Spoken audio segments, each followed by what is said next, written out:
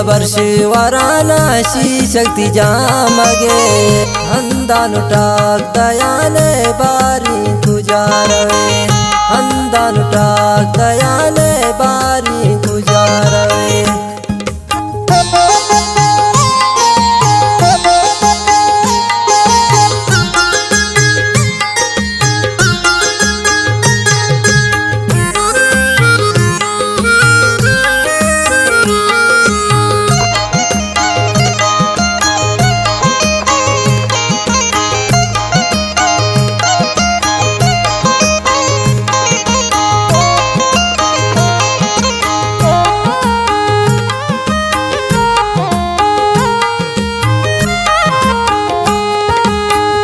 आग सुवाजा न करजी मेहमान तो बिबे निंदे तो यक दमानी वापस पधारवे।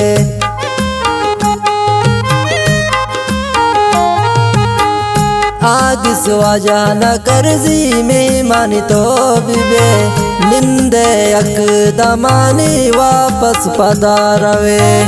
दूरिया वर्षे वाराणसी शक्ति जामगे अंदानु टाक दयाने बारी गुजारवे।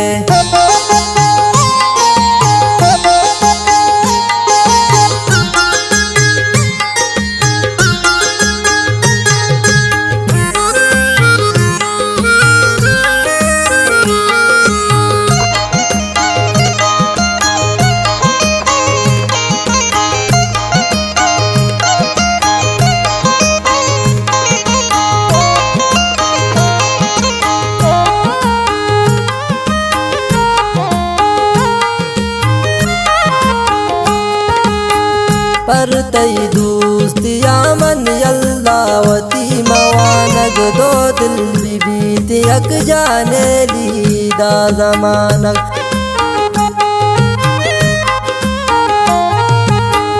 परतई दोस्तिया मन यल्लावती मवानग दो दिल बीत यक जाने लीदा जमानक। दूरिया वर्षे वाराणसी शक्ति जामगे अंदानु टाक दयाने बारी गुजारवे।